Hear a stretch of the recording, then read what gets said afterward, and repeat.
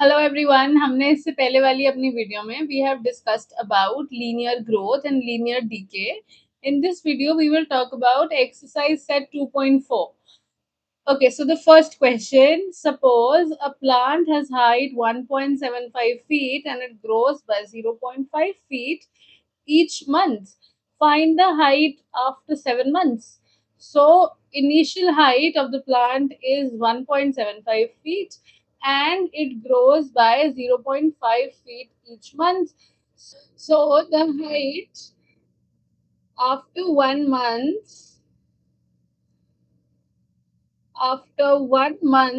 is increased by 0.5 feet, and if it is 0.5 feet that's there after 1 month, we have to find how much will be the height. Okay, first हम find करते हैं कि after 7 months the height is increased by कितना से height increase हो जाएगा, कितने feet increase होगी. अगर 1 month के बाद 0.5 है तो 7 months के बाद 0.5 multiplied by 7, which is 3.5 feet, और इतना इंक्रीज हो जाएगी, 3.5 फीट इंक्रीज हो जाएगी. तो पहले हमारी ऑलरेडी हाइट कितनी है, 1.75. तो height of so then height of the plant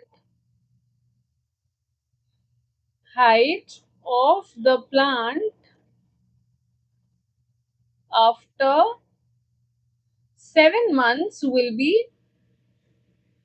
जो ऑलरेडी 1.75 है वो भी 1.75 फीट, और हम उसमें 3.5 फीट को प्लस कर देंगे तो हमारे पास प्लांट की हाइट आ जाएगी आफ्टर 7 मंथ्स. जब हम इन्हें ऐड करते हैं तो हमारे पास क्या आएगा, 1.75 और 3.5. when you add them you get 5.25 feet.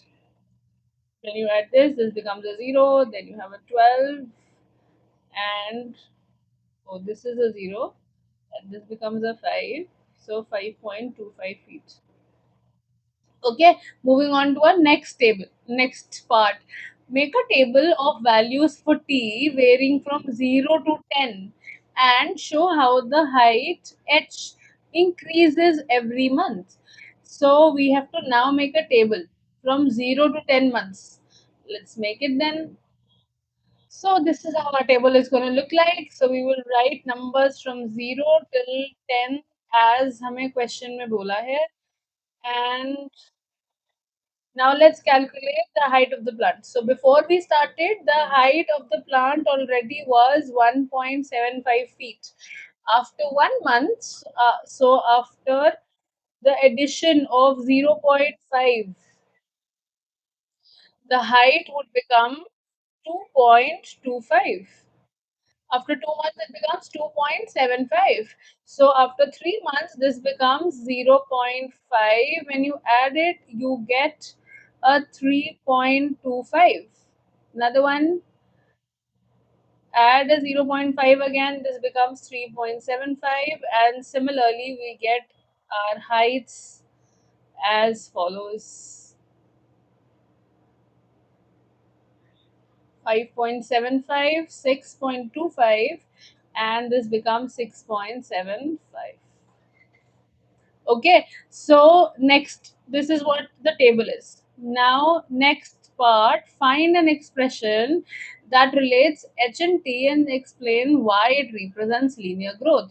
Now, before we talk about the expression, let's talk about what linear growth is. So when we had discussed about linear growth in the previous video, we had talked about that the increase that's there in one quantity, each quantity increases by a fixed amount. तो हम 0 से जब 1 जा रहे हैं तो we are increasing by 1 month. From 1 to 2 again we are increasing by 1 month only constantly. हम 1 month ही increase कर रहे हैं. Similarly, if you see, जो हमारी height of the plant है वो भी बार बार 0.5 फीट 0.5 फीट 0.5 फीट से ही increase की जा रही है. तो that is why this is linear growth. का एग्जाम्पल, दिस क्वेश्चन। अब हम एक्सप्रेशन कैसे फॉर्म करते हैं? देखो, हमने क्या देखा था, हाइट हम रिप्रेजेंट कर रहे हैं by H, and T is the number of months. So H, height after T months, is, हम कैसे फाइंड करेंगे? अब एक पैटर्न फाइंड करने की कोशिश करते हैं। अगर हम इसकी बात करें यहाँ पर, अगर जीरो है, अगर हम 0 मंथ्स की बात कर रहे हैं तो हमारी हाइट कितनी आनी चाहिए? 1.75। तो 1.75 तो हमें चाहिए ही है इधर। अब फर्स्ट मंथ के बाद हम उसमें 0.5 ऐड कर रहे हैं, सेकेंड मंथ पे हम एक और 0.5 ऐड कर रहे हैं, मतलब 2.75 पर आने के लिए हमने 1.75 तो था ऑलरेडी, इसमें 0.5 और 0.5 दो बार ऐड किया है, क्योंकि हम 2 महीनों के बारे में बात कर रहे हैं, 2 मंथ्स के बारे में बात कर रहे हैं। So that means when you are talking about 2 months, you are adding 0.5 twice, right? When we were talking about the first month, we had added 0.5 only once. तो क्या हमारा पैटर्न ये हो सकता है? Multiplied by some t, where t is the number of months and height is represented by h. तो that means हमारा expression बन जाएगा, the height of the plant in T months will be 1.75 plus 0.5 T is our expression. Okay, understood everybody? Let's move on to the next question. Question number 2.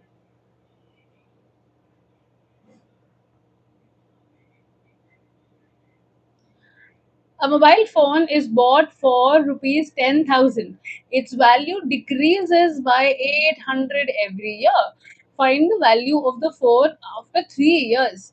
तो initial जब हमने mobile purchase किया तो उसकी value कितनी थी? 10,000। And every year, हर साल उसकी वैल्यू डिक्रीज हो रही है बाय 800 रुपीज। ठीक है, ओके, तो हम स्टार्ट करते हैं with our first question. Find the value of the phone after 3 years. अब decrease in phone's value after 1 year, 1 year के बाद कितनी डिक्रीज हो रही है? ₹800। तो 2 इयर्स के बाद कितनी होगी? आफ्टर 2 इयर्स, ये वाला 800 तो होगा ही, और एक 800 हमारे पास फर्स्ट ईयर के से भी था। सो ₹1600 डिक्रीज हो गई। अब अगर हम 3 इयर्स के बारे में बात करें, 3 इयर्स के लिए ₹800 multiplied by 3, we can say ₹2400, इतनी वैल्यू डिक्रीज हो चुकी है फोन की after 3 years. So what is the value? कितनी वैल्यू होगी? हमने कहा कि इतनी डिक्रीज हुई है, तो after value of phone after 3 years will be 10,000 minus this 2,400 rupees, right? So what will you get?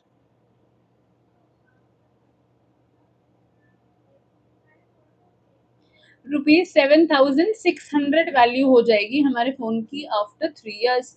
Moving on to the second question. Make a table of values for T varying from 0 to 8 years. हमें अब अपना table बनाना है 0 to 8 years, and show how the value of the phone, तो value of the phone हम denote कर रहे हैं by V, depreciates with time. Depreciate होने का मतलब होता है कि फोन की वैल्यू कम हो रही है एवरी ईयर, जैसे जैसे टाइम, जो भी आपको टाइम कंस्ट्रेंट दिया हो। अभी in this question they are talking about years, तो ईयरली कितना डेप्रिशिएट हो रहा है, मतलब ईयरली कितनी वैल्यू उसकी डिक्रीज हो रही है, उसको हम डेप्रिसिएशन बोलते हैं। ठीक है, तो यहाँ पे ये टाइम को डिनोट कर रहे हैं टी से, and value of phone is denoted by V. Okay, so let's make a table. तो हमें, we have to find out that what will be the value of the phone when uh, the time is increased in years. So when it was 0 years, 1, 2, 3, 4, 5, 6, 7 and 8, हमें 8 तक find करना है। तो अगर हमारे phone की वैल्यू अभी जब हमने परचेज़ किया है 0 ईयर्स पे 10,000 की है, जब हम अपने फर्स्ट ईयर के बाद आ रहे हैं तो इसमें से हम 800 डिक्रीज़ कर रहे हैं। जब हम इसमें से 800 डिक्रीज़ कर देंगे तो बन जाएगा 9200। सेकंड ईयर के लिए हम 800 और डिक्रीज़ कर देंगे। 800 और डिक्रीज़ करने का मतलब है ये हो जाएगा 8400। नेक्स्ट ईयर थर्ड ईयर के लिए फिर से 800 डिक्रीज़ करेंगे, 7600। Another 800 reduced. It will be 6800. Here you get a 6000. Reduce another 800. What will you get? 5200. Then we would have 4400. Then 3600. तो हम क्या कर रहे हैं, हम 8800 रिड्यूस कर रहे हैं। अब ये कैसा है, लीनियर ग्रोथ हो रही है इसमें या लीनियर डीके मॉडल है? तो इसमें लीनियर डीके हो रहा है क्योंकि इसमें वैल्यू कॉन्स्टेंटली एक फिक्स्ड वैल्यू से डिक्रीज होती जा रही है। मतलब जैसे जैसे ईयर्स इंक्रीज हो रहे हैं वैसे वैसे फोन की value simultaneously phones value is getting decreased bye 800, so it is a linear decay. Now in the third part they are asking you to frame an expression for V and T. अब हमें we और T की terms में एक expression formulate करना है। Before we move to the expression हम देखते हैं कि अगर हमारे पास 0 ईयर्स थे तो ये 10,000 ही था। फर्स्ट ईयर में क्या हुआ कि हमने 10,000 में से 800 माइनस कर दिया। जब हम सेकेंड ईयर पर आए तो हमने 10,000 में से 800 कितनी बार माइनस किया है? 2 बार माइनस किया है, राइट। ऐसे जब हम थर्ड ईयर की बात करते हैं तो हमने 10,000 में से कितनी बार 800 माइनस कर चुके हैं? 3 times. So what ever is the number of years हम उतनी बार 800 माइनस कर रहे हैं और 10,000 हमारा आगे कांस्टेंट चल रहा है, राइट। तो हमारी value of the phone after T years will B 10,000 minus, क्योंकि माइनस भी चल रहा है साथ साथ, 800 multiplied by the number of years जो टी है, जो हमने फर्स्ट ईयर में एक ही बार मल्टीप्लाई किया, सेकेंड ईयर में हमने 800 को 2 से मल्टीप्लाई कर दिया, थर्ड ईयर में हमने 800 को 3 से मल्टीप्लाई किया एंड सो ऑन। तो हमारा एक्सप्रेशन क्या बन गया? 10,000 माइनस 800 टी।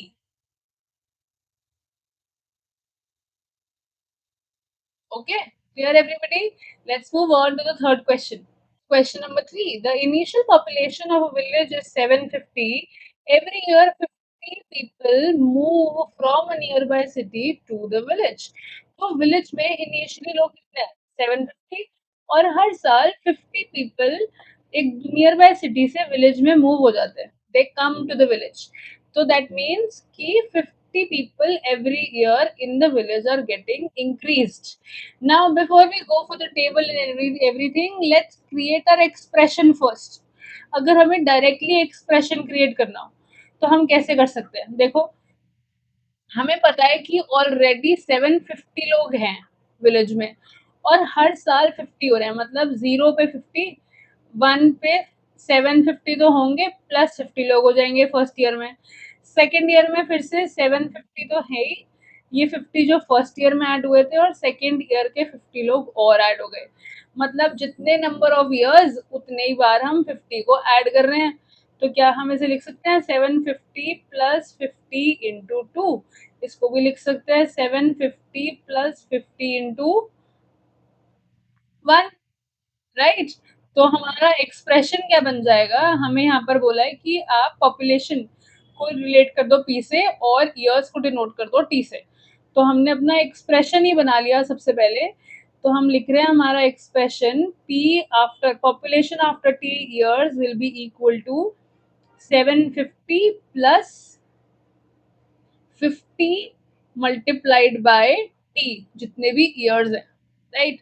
अब हम अपना टेबल ड्रॉ कर लेते हैं या अपना फर्स्ट पार्ट अगर आप करना चाहते हो तो वो भी पहले कर सकते हैं। Let's do the first part first. हमें पूछा है कि आप population of the village find कर दो आफ्टर 6 ईयर्स। तो हमें अपने बस एक्सप्रेशन के अंदर अब वैल्यू पुट करनी है, हम फाइंड कर सकते हैं। तो population after 6 years will be equal to 750 plus 50 into 6. 50 6 is 300, 5 6 30, एक जीरो एक्स्ट्रा ऐड कर देंगे जो यहाँ पर 50 के पास है, तो हम आ जाएगा 750 प्लस 300 और हमारा आंसर आ जाएगा 1050.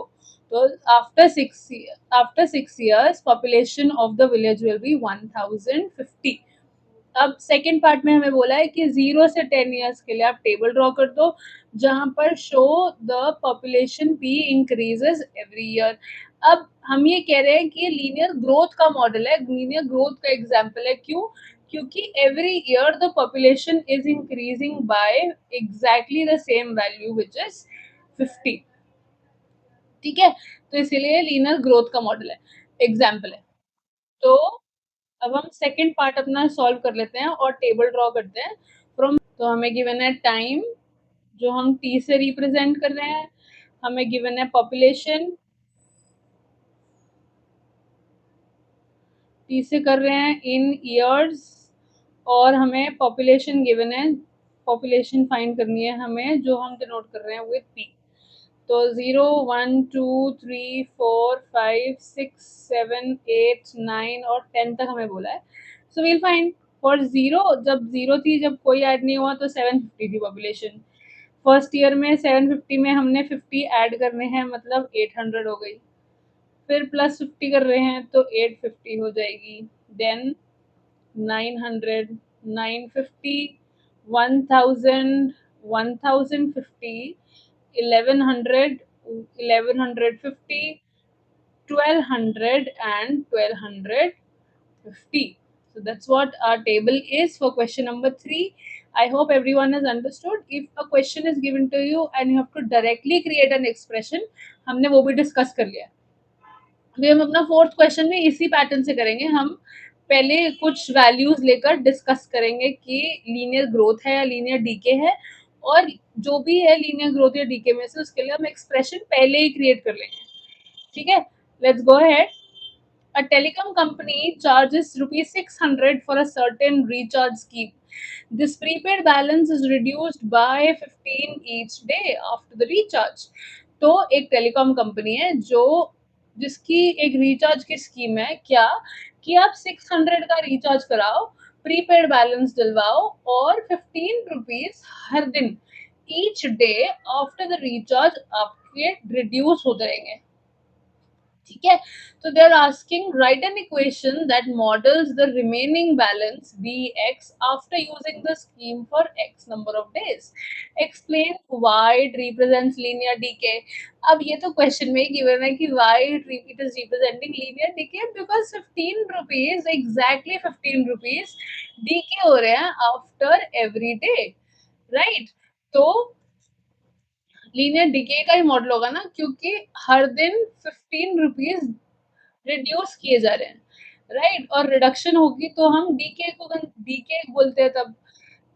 ठीक है, तो हम स्टार्ट करते हैं कि अगर हमें बोला है कि 600 रुपीज आपका उस दिन है जिस दिन हमने रिचार्ज किया, तो फर्स्ट डे पे आपके 600 में से हमने 15 रुपीज रिड्यूस कर दिया, तो आप कितना हो जाएगा फर्स्ट डे के बाद, आपके पास हो जाएगा 585 रुपीज. सेकेंड डे आपके जो 585 रुपीज थे, इसमें से हमने 15 रुपीज और कम कर दिया, तो ये कितना हो गया 570 रुपीज. ठीक है, अब हम इक्वेशन बनाने की कोशिश करते हैं. तो 600 जो हम देख रहे हैं वो तो सब जगह है, बट फर्स्ट ईयर में 600 के अलावा क्या हो रहा है, हम माइनस कर रहे हैं, राइट. अब फर्स्ट ईयर में हमने किया 15 इंटू 1, और सेकेंड ईयर में हमें से लिख सकते हैं 600 माइनस 15 लिख सकते हैं. तो हम 15 टू टाइम्स सब्ट्रैक्ट कर रहे हैं, मतलब 15 multiplied by the T number of days. यहाँ पर हम नंबर ऑफ डेज को x ले रहे हैं, तो यहाँ पर x आ जाएगा. That gives us the remaining balance which is bx. तो फर्स्ट डे के बाद हमारा बैलेंस बचेगा 585, सेकेंड डे के बाद 570 एंड सो ऑन. तो हमारी इक्वेशन बन गई 600 माइनस 15x. इसको आप ऐसे भी लिख सकते हो. up to you. ठीक है. After how many days will the balance run out. Run out का मतलब कब बैलेंस खत्म हो जाएगा. बैलेंस खत्म होने का मतलब होता है कि कब हमारा बी एक्स क्या हो जाएगा, जीरो. हमें बैलेंस जीरो चाहिए, रन आउट हो गया. तो when will the B X be equal to zero. तो हम लिख देते हैं zero is equal to 600 minus 15x. So if you take this 600 this side, it becomes negative 600 is equal to a negative 15x. अब minus 15x के साथ multiply हो रहा है, इधर आएगा तो डिवाइड हो जाएगा. So you get minus 600 upon minus 15 which is x. And when we cancel it, we know that 15 ones are and 15 fours are is 60, and a 0 is added, negative negative can be cancelled. So after 40 days the balance will run out. मतलब 40 days के बाद इसका balance बिल्कुल खत्म हो जाएगा. Okay. Third question, make a table of values for x varying from 1 to 10 days and show how the balance bx reduces with time. हमें फिर से टेबल ड्रॉ करना है 1 से लेकर 10 डेज का. ठीक है, तो बनाते हैं. तो दिस इज आवर टेबल. हमने जब स्टार्ट किया तो हमारे पास था 600. फर्स्ट डे के बाद हुआ 585. सेकेंड डे के बाद हुआ 570 जो हम कैलकुलेट कर चुके हैं. थर्ड डे के बाद हमारा 15 लेस करेंगे तो आ जाएगा 555. Then you have a 540. Another 15 अगर हम इसमें से रिड्यूस करेंगे 525, 510. Then if you reduce another 15 from this you get a 495. 495 के बाद और 15 लेस करेंगे तो कितना आएगा 480. और 15 लेस करेंगे 465. एक और किया तो 450. I hope it is visible everybody. So that's about it. We are done with exercise 2.4 and we will be starting with 2.5 in the next video. I'll see you all there. Bye.